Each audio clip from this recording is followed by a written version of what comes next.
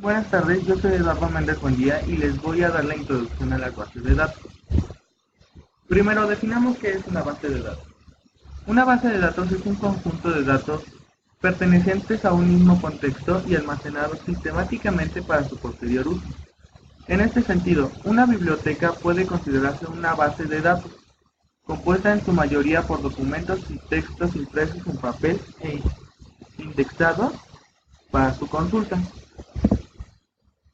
Vamos a ver lo que son las clasificaciones de las bases de datos.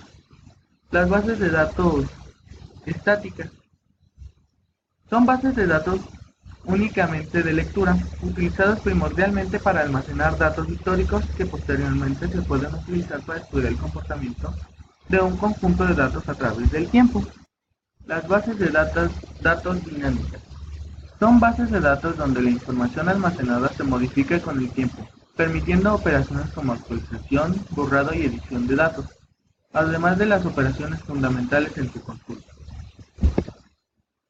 También tenemos lo que son las bibliográficas. Solo contienen un subrogante representante de la fuente primaria, que permite localizarla. Un registro típico de una base de datos bibliográficas contiene información sobre el autor, fecha de publicación, editorial, título de edición de una determinada publicación, etc. También tenemos los que son bases de datos de texto completo. Almacenan las fuentes primarias, como por ejemplo todo el contenido de todas las ediciones de una colección de revistas científicas. Bien, ahora veremos los modelos de base de datos, pero antes tenemos que ver qué es un modelo de base de datos. Los modelos de base de datos no son cosas físicas, son abstracciones que permiten la implementación de un sistema eficiente de base de datos. Por lo general se refiere a algoritmos y conceptos matemáticos. Por ejemplo, tenemos las bases de datos jerárquicas. Las bases de datos jerárquicas son especialmente útiles en caso de aplicaciones que manejan un gran volumen de información y datos muy compartidos, permitiendo crear estructuras estables y de gran rendimiento. Bien, también tenemos lo que son las bases de datos de red. Este es un modelo ligeramente distinto del jerárquico.